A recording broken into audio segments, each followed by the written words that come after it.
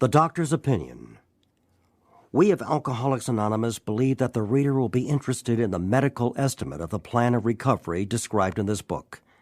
Convincing testimony must surely come from medical men who have had experience with the sufferings of our members and have witnessed our return to health. A well-known doctor, chief physician at a nationally prominent hospital specializing in alcoholic and drug addiction, gave Alcoholics Anonymous this letter. To whom it may concern, I have specialized in the treatment of alcoholism for many years. In late 1934, I attended a patient who, though he had been a competent businessman of good earning capacity, was an alcoholic of a type I had come to regard as hopeless. In the course of his third treatment, he acquired certain ideas concerning a possible means of recovery. As part of his rehabilitation, he commenced to present his conceptions to other alcoholics, impressing upon them that they must do likewise with still others. This has become the basis of a rapidly growing fellowship of these men and their families. This man and over 100 others appear to have recovered. I personally know scores of cases who were of the type with whom other methods had failed completely. These facts appear to be of extreme medical importance.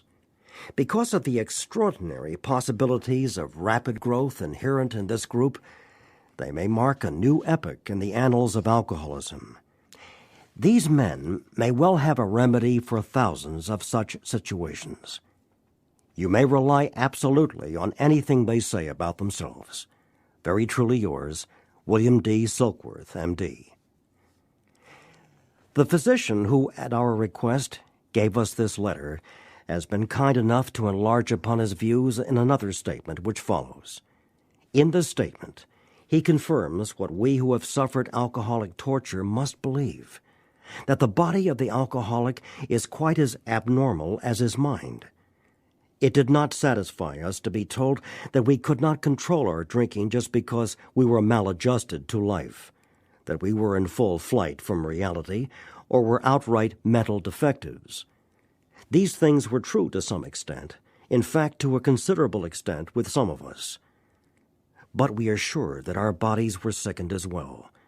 In our belief, any picture of the alcoholic which leaves out this physical factor is incomplete. The doctor's theory that we have an allergy to alcohol interests us. As laymen, our opinion as to its soundness may of course mean little. But as ex-problem drinkers, we can say that his explanation makes good sense. It explains many things for which we cannot otherwise account. Though we work out our solution on the spiritual as well as an altruistic plane, we favor hospitalization for the alcoholic who is very jittery or befogged.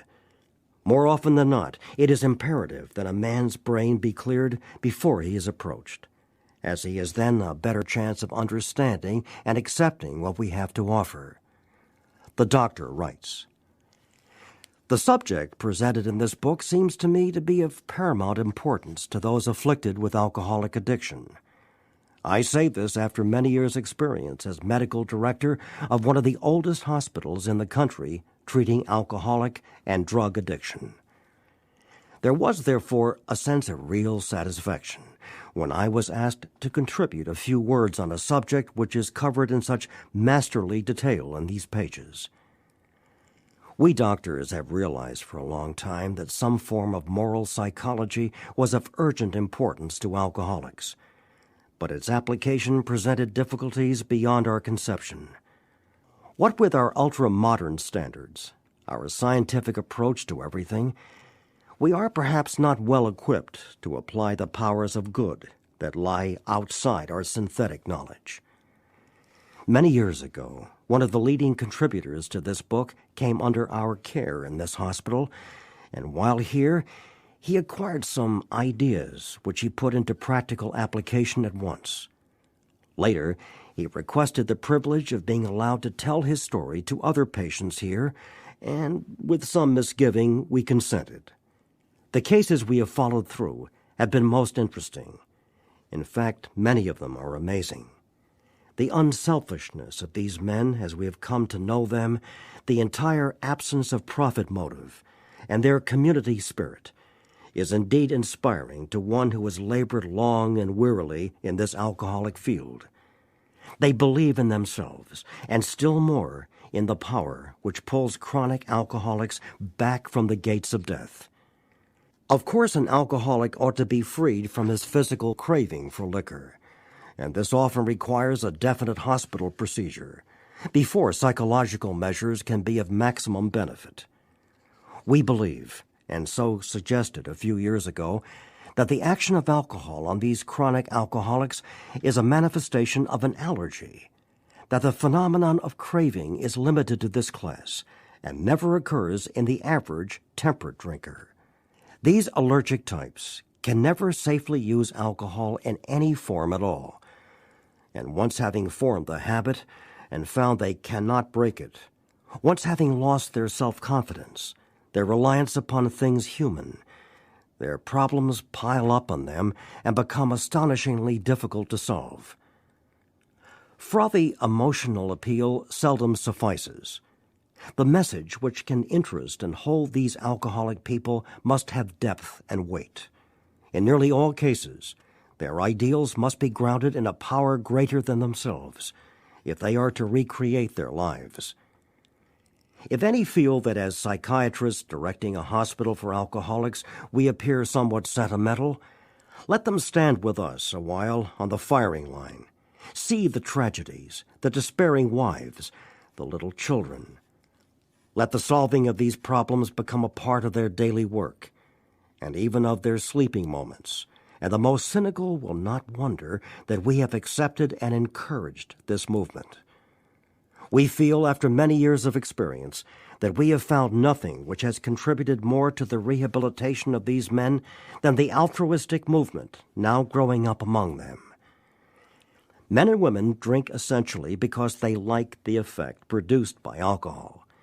The sensation is so elusive that, while they admit it is injurious, they cannot after a time differentiate the true from the false. To them, their alcoholic life seems the only normal one. They are restless, irritable, and discontented, unless they can again experience the sense of ease and comfort which comes at once by taking a few drinks which they see others taking with impunity.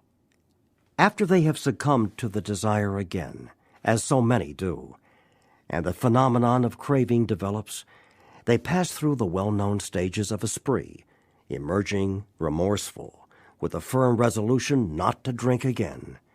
This is repeated over and over, and unless this person can experience an entire psychic change, there is very little hope of his recovery. On the other hand, and strange as this may seem to those who do not understand, once a psychic change has occurred, the very same person who seemed doomed, who had so many problems he despaired of ever solving them, suddenly finds himself easily able to control his desire for alcohol, the only effort necessary being that required to follow a few simple rules. Men have cried out to me in sincere and despairing appeal, "Doctor, I cannot go on like this. I have everything to live for. I must stop, but I cannot. You must help me." Faced with this problem, if a doctor is honest with himself, he must sometimes feel his own inadequacy. Although he gives all that is in him, it often is not enough. One feels that something more than human power is needed to produce the essential psychic change. Though the aggregate of recoveries resulting from psychiatric effort is considerable, we physicians must admit we have made little impression upon the problem as a whole. Many types do not respond to the ordinary psychological approach. I do not hold with those who believe that alcoholism is entirely a problem of mental control. I have had many men who had, for example, worked a period of months on some problem or business deal which was to be settled on a certain date, favorably to them. They took a drink a day or so prior to the date, and then the phenomenon of craving at once became paramount to all other interests. so that the important appointment was not met. These men were not drinking to escape. They were drinking to overcome a craving beyond their mental control. There are many situations which arise out of the phenomenon of craving which cause men to make the supreme sacrifice rather than continue to fight. The classification of alcoholics seems most difficult, and in much detail is outside the scope of this book. There are, of course, the psychopaths who are emotionally unstable. We are all familiar with this type. They are always going on the wagon for keeps. They are over-remorseful and make many resolutions, but never a decision. There is the type of man who is unwilling to admit that he cannot take a drink. He plans various ways of drinking. He changes his brand or his environment. There is the type who always believes that after being entirely free from alcohol for a period of time, he can take a drink without danger. There is the manic-depressive type who is perhaps the least understood by his friends, and about whom a whole chapter could be written. Then there are types entirely normal in every respect, except in the effect alcohol has upon them. They are often able, intelligent, friendly people. All these, and many others, have one symptom in common.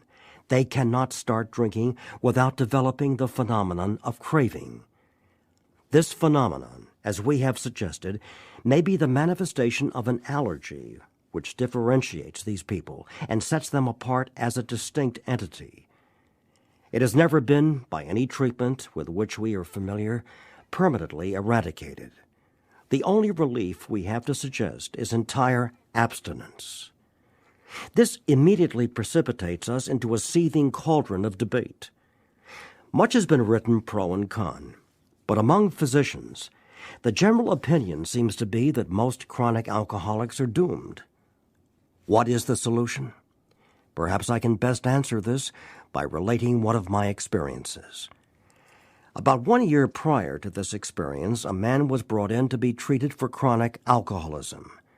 He had but partially recovered from a gastric hemorrhage and seemed to be a case of pathological mental deterioration. He had lost everything worthwhile in life and was only living, one might say, to drink. He frankly admitted and believed that for him there was no hope. Following the elimination of alcohol, there was found to be no permanent brain injury. He accepted the plan outlined in this book. 1 year later, he called to see me, and I experienced a very strange sensation. I knew the man by name and partly recognized his features, but there all resemblance ended. From a trembling, despairing, nervous wreck had emerged a man brimming over with self-reliance and contentment. I talked with him for some time, but was not able to bring myself to feel that I had known him before. To me he was a stranger, and so he left me. A long time has passed with no return to alcohol. When I need a mental uplift, I often think of another case brought in by a physician prominent in New York. The patient had made his own diagnosis, and deciding his situation hopeless, had hidden in a deserted barn, determined to die. He was rescued by a searching party, and in desperate condition brought to me.